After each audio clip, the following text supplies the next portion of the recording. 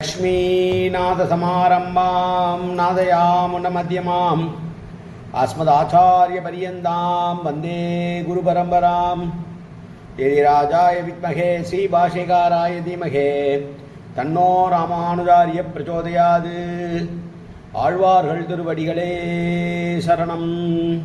எம்பெருமானார் திருவடிகளே சரணம். ஜீயர் திருவடிகளே சரணம். யோ நித்யமச்சுதபதாம்புஜயுக்மருக்ம व्यामोगदस्तदितरानतृणायमेने अस्मद्गुरोर्भगवतोऽस्य दैकसिन्धो ராமானுஜஸ்ய சரணம் சரணம் பிரபத்யே. நீரார் கடலும் நிலமும் முழுதுண்டு ஏலார் ஆலம் இளந்தலின் மேல் துயிலந்தாய் சீரா திருவேங்கட மாமலை மேயாராமுதே அடியேர் கருளாயே. எல்லாம் வல்ல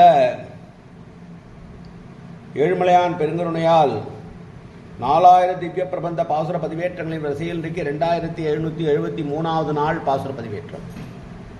நம்மாழ்வார் அருடைய பெரிய திருவந்தாதியினுடைய 3ஆம் திருமணியுடைய 7வது பாசுரம் 27வது பாசுரத்தை சேவிக்க இருக்கிறோம்.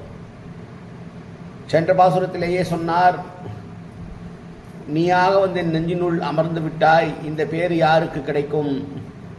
நான் என்னுடைய நெஞ்சத்திற்குள்ளேயே உன்னை வைத்து விட்டேன், நீயாக வந்து புகுந்து கொண்டாய் என்றெல்லாம் பேசி பெருமாள் தரிசனம் கிடைக்கப்பெற்ற உகப்பின் காரணமாக இந்த பாசுரத்தை எழுத பெருமாளே மிகவும் சந்தோஷம் அடைந்து இப்படி யார் எழுத முடியும் என்று எண்ணுமா போலே அமைந்த பாசுரம் என்று பெரியோர்கள் சொல்லுகிறார்கள். இந்த பாசுரத்தை அவருடைய சந்தோஷத்துக்கு என்ன காரணம் என்பதற்கு பெருமாள் நினைத்தாராம், இப்படியெல்லாம் புகழ்வதற்கு உன்னால் என்று வேறு யாரால் முடியும் ஆழ்வானே நம்மாழ்வானே என்று நினைத்து அழகான தமிழ் வார்த்தைகளால் தன்னை பாடியதனால் சந்தோஷப்பட்டாராம். அப்படி சந்தோஷப்பட்டதை இவர் விளக்குகிறார் இந்த பாசுரத்திலே. அடியால் படி கடந்த முத்தோ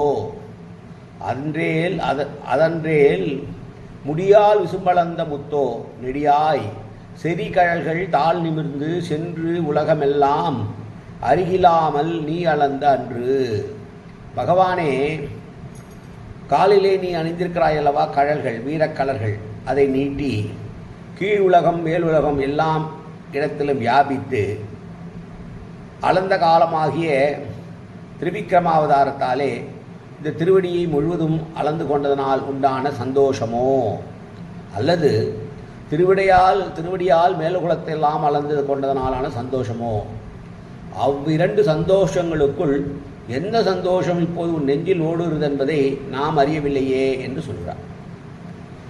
கீழ்ப்பாட்டிலே சொன்னார் இல்ல, யானும் என் நெஞ்சும் இசைந்து ஒழிந்தோம் என்று ஆழ்வார் பேசின பாசுரத்தை கேட்ட பெருமாள் இந்த பூமியிலே இப்படிப்பட்ட வார்த்தைகள் யாரெல்லாம் சொல்ல முடியும் என்று எண்ணி பார்த்தாராம்.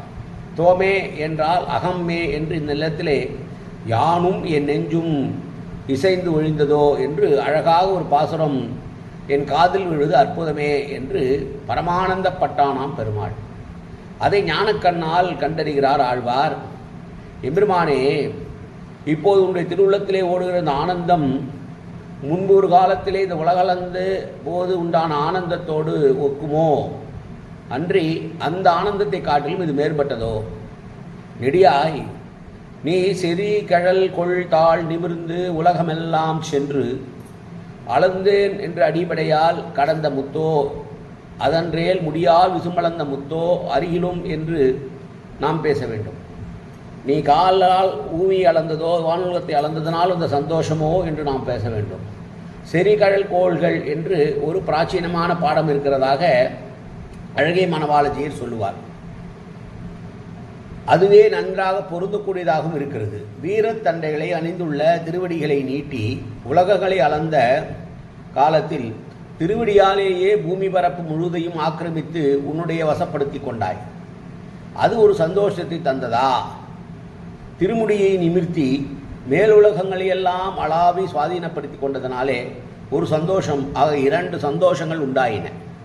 ஒன்று பூமியை உன் பாதத்தால் அளந்தாய், மற்றொன்று உன் முடியால் உலகம் முழுவதும் அணைந்து விட்டாய் என்ற முத்பிரீதி பிரேமதோ ஹர்ஷ என்று வடமொழியிலே அமரகோஷத்தின்படி வடமொழியில் இருக்கிற வார்த்தை. முத் என்பதற்கு சந்தோஷம் என்று பெயர். அந்த சொல்லே இங்கு முத்து என்று தமிழ் இலக்கணத்திலே வருகிறது. முடியால் விசும்பளந்த முத்தோ என்பதிலே ஒரு சந்தேகம் வரும். ஒரு குரலாய் இருநிலமும் மூவடி மண் வேண்டி உலகனைத்தும் ஈரடியால் ஒடுக்கி என்பது பெரிய திருமொழி 3ஆம் பத்திலே வரக்கூடிய 4ஆம் திருமொழியுடைய முதல் பாசுரம். என்ற திருமங்கை ஆழ்வார் முதல் அடி போதென்று கவிழலர்த்தி மண் முழுதும் படுத்து ஒன்று சுடரடி பொதென்று வீண் சேவி என்று திருவாசிரியத்தில் வரக்கூடியது. நீட்டப்பட்ட ஒரு திருவடியே மேலுலகத்தை எல்லாம் அளந்திருக்க முடியாமல் விசும்பளந்த என்று இங்கே அவர் அருளி செய்வானேன் என்றால் அதற்கு ஒரு சமாதானம் இருக்கிறது. ஒரு திருவடியே மேலுலகங்கள் அளந்து விட்டது உண்மைதான். அந்த திருவடியோடு கூட திருமுடியும் கூடவே வளர்ந்ததில்லை. காலை தூக்கும் போதே இவரும் வளர்றாரு இல்லை. அதனால் அந்த திருவடி கூட அவருடைய தலையும் முடியும் வளர்ந்ததுனாலே அப்படி சொல்லியிருக்கிறேன் என்று சொல்லுகிறார். இன்னொன்று, வெறும் திருவடியையே சொன்னால் கண்ணு பற்றுமா. அதனால் ஒரு செயலை திருவடியிலே இட்டுட்டு மற்றொரு செயலை முடியால் அளக்கிறார் என்று சொல்வதும் பெருமாளுக்கு கண்திஷ்டி பட்டுவிடக்கூடாது என்பதற்காக.